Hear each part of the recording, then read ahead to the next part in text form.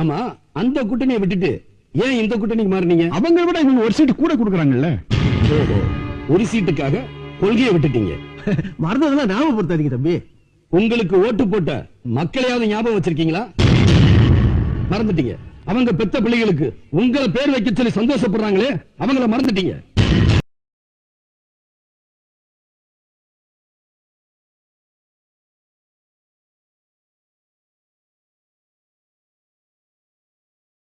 Vijayakanth captain ஐயா முதல் மாநாட்டிலே நீங்கள் முதல் மாநாடு கட்சி ஆரம்பித்து முதல் மாநாடு வச்சுருக்கிறீங்க. அந்த திமுக காரங்க உங்களை எதுவும் பண்ண மாட்டாங்களா? ஏற்கனவே என்னென்னலாம் பண்ணியிருக்கிறாங்களே அப்படின்னு கேட்டாங்களாம் விஜயகாந்த் ஐயாவை. அதுக்கு விஜயகாந்த் அந்த முதல் மாநாட்டிலே சொன்னார்,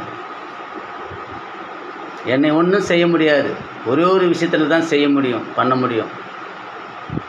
அது நான் லஞ்சம் வாங்கலை, தப்பான கட்சி நடத்தலை, சூட்கேஸ் வாங்கலை, பணம் இருந்தால் எங்கள் வீட்டை ரைடு விடுவாங்க, அது இல்லை, அந்த பணமே நீங்கள் தான், மக்கள் தான் என்று சொன்னவர் முதல் மாநாட்டில். அதை மறந்துட்டீங்களா அந்நியாரே? 2014 திண்டிவனத்தில் பேசினார் தலைவர் கேப்டன் ஐயா. எந்த காலத்திலும் திமுக கூட்டணி வைக்க மாட்டேன்னு சொன்னார். 2026 234 தொகுதியிலும் பலம் பேசினார்.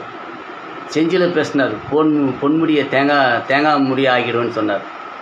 ஒவ்வொரு மாவட்டத்திலும் அந்தந்த மாவட்ட செயலரை பற்றி, திமுக மாவட்ட செயலரை பற்றி அசிங்கமாகவும் வெக்கமிட்டு அசிங்கப்பட்டு ஓடுற மாதிரிலாம் திமுக காரங்களையும் அவங்க ஆட்சியாளர்களையும் கலைஞரையும் ஒவ்வொரு தொகுதியிலும் 234 தொகுதியிலும் இந்த வெயிலில் வெயிலில் பேசி வந்தார். மக்களே உங்களுக்காகத்தான். சினிமா நடித்து அவருடைய ரசிப்பை பிடிச்சி அவரை ரசித்து ரசிகர்களாக இருந்து அந்த ரசிகர்களை தான் இன்றைக்கி கட்சியாக மாறி இன்றைக்கி தொண்டர்களாக இருக்கிறாங்க. அந்த தொண்டர்களுக்காவது கேட்டிருக்கணும் நீங்கள். இல்லை ஒரு மாநாடு கூட்டி அந்த மாநாட்டிலையாவது நீங்கள் கேட்டிருக்கணும், எத்தனை பேர் குரல் கொடுக்குறாங்க. உங்களால் அதில் முடிவெடுக்க முடியலன்னா ஒவ்வொரு மாவட்ட செயலாளரையும் அந்தந்த மாவட்ட செயலர் கூட்டத்தில் அந்தந்த ரசிகர்களையும் தொண்டர்களையும் கேட்க சொல்லியாவது நீங்கள் உத்தரவு கொடுத்துருக்கணும். ஆனால் மாவட்ட செயலாளர் 38 மாவட்ட செயலாளர் சொல்லிட்டா போதுமா?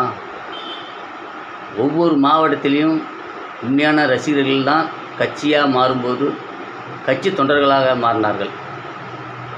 கட்சியாக மாறும்போது நிறைய அடுத்த கட்சியிலிருந்து நிறைய பேர் வந்திருக்கிறாங்க. அப்போது ஒரு மாவட்டத்தில் மினிமம் 50,000 கட்சி விஜயகாந்துடைய கட்சியில் இருந்திருக்கிறார்கள், உண்மையான ரசிகர்கள் இருந்திருக்கிறார்கள். மொத்தம் 50,000 பேர், ஒவ்வொரு மாவட்டத்திலும் 30,000 50,000 பேர். இவர்களை கேட்க முடியவில்லை என்றாலும் ஒவ்வொரு கூட்டம் போட்டு மாவட்டத்தில் மாவட்ட செயலாளர் கேட்டு அறிந்து அதுக்கப்புறம் நீங்கள் கூட்டணி வச்சுருக்கணும். அப்போது முதல் மாநாட்டில் அப்படி பேசியிருக்கிறாரு. திமுக என்னை எது செஞ்சாலும் அந்த பணம் இருந்தால் தான் செய்யணும்னு சொல்லியிருக்கிறேன். ரெண்டாவது அந்த 2014 திண்டிவனத்தில் பேசும்போது எந்த காலையில் திமுக கூட்டணி வச்சுக்க மாட்டேன். அதேமாரி இப்போ விஜயகாந்த் முதலமைச்சர் வேட்பாளராக திருமா ஐயா நிறுத்தினார், ஜிகே ஐயா நிறுத்தினார், வைகோ கோபாலசாமி இவங்கெல்லாம் சேர்ந்து நீங்கள் தான் ஐயா உங்களுக்கு செல்வாக்கு இருக்குது அப்படின்னு சொல்லி நீங்கள் தான் முதலமைச்சர் வேட்பாளர் ஆகணும், நீங்கள் தான் வாய்ப்பு உள்ளது சொல்லி எல்லாம் சேர்ந்து உங்களுக்கு நாங்கள் சூட்கேஸ் தர மாதிரி தரலையா, ஒரு கொள்கையோடு கூட்டணியாக நிற்க வச்சாங்க விஜயகாந்தை. அப்போவும் இந்த மக்கள் ஏமாற்றிட்டாங்க. இப்போ கோயில் கட்டி தேவன்னு சொல்கிறாங்க. ஆனால் உண்மையான ரசிகர்கள் இருக்கிறாங்க, உண்மையான விஜயகாந்துடைய தீவிர பக்தர்கள் இருக்கிறாங்க. இன்றைக்கி செத்து போயிட்டார். அவர் பக்தர்களாகிய நாங்கள் சொல்கிறோம், உண்மையிலே அவங்க மன்னிக்கலை. அந்த அம்மையார் அவங்க மனைவி செய்த துரோகத்துக்கு மன்னிக்கலே தெரியாது. நாங்கள் விஜயகாந்த் ஐயாவுக்கு அந்த கேப்டன் ஐயாவுக்கு துரோகம் பண்ண மாட்டோம்னு சொல்லி அனைத்து பேரும் நீங்கள் என்றைக்கு கூட்டணிக்கு போனீங்களோ 2 நாளாக முடிவெடுத்தில் உள்ளார்கள். அனைத்து விஜயகாந்துடைய தொண்டர்களும் கட்சிக்காரர்களும். நீங்கள் உங்கள் இஷ்டம், உங்கள் கட்சி நீங்கள் முடிவு எடுத்துட்டீங்க. ஓட்டு போட முடிவெடுப்பது உண்மையான தொண்டர்கள், உண்மையான கட்சிக்காரர்கள். அவர் எத்தனை பேர் பேசி வந்தாங்க, அசிங்கமாக விமர்சி பேசி வந்தாங்க இந்த நடிகர்கள்லாம். புரியுதுங்களா? நடிகர்களை உருவாக்கிறார்கள், நிறைய இயக்குநர்கள் உருவாக்கி உள்ளார்கள், நிறைய டாக்டர்கள் உருவாக்கி உள்ளார்கள் இந்த விஜயகாந்த் ஐயா. அதனால தான் இன்றைக்கி தெய்வமாக அவர்கள் வணங்கி வருகிறார்கள். கோவில் கட்டி கும்பிட்டு வருகிறார்கள், வணங்கி வருகிறார்கள். அனைவருக்கும் தெரியும்.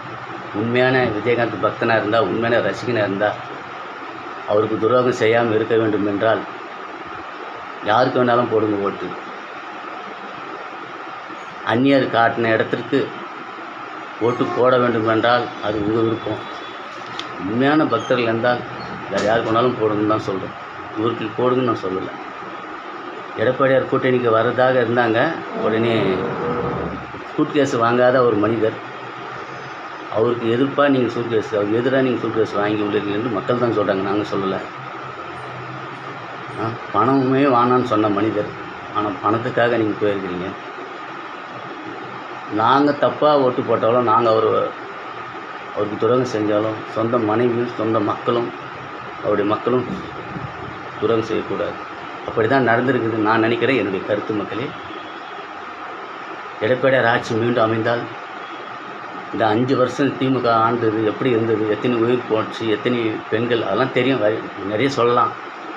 அதெல்லாம் மாறி கொஞ்சம் மாற்றமாக இருக்கணும்னா எடப்பாடியார்கிட்ட கூட்டணி வருவாங்கன்னு நினச்சோம், வரல. ஆனால் வேறு எந்த கூட்டணிக்கு போயிருந்தாலும் அந்நியாரை நான் பாராட்டியிருப்பேன். மக்களே புரிந்து கொள்ளுங்கள். இது முக்கியமான பதிவு. எனக்கு ஒன்றும் புரியல. கேப்டன் ஐயா உயிர் உள்ளவரை நான் நினச்சிட்டு இருக்கிறேன். அவருடைய நான் ரசிகர். கட்சி எந்த கட்சி நல்ல கட்சிக்கு அந்த கட்சி வேணாலும் சப்போர்ட் பண்ணணும், இந்த கட்சினான்றது கிடையாது. அதுக்காக தான் சமூக சேவர்னு பேர் வச்சுக்கிறேன். அதனால் மக்களே, அந்த நல்ல ஒரு மாற்றத்தை உருவாக்க திமுக ஆட்சி மாற்றுவதற்கு நீங்கள் முடிவு செய்யுங்க மக்களே. நன்றி, வணக்கம்.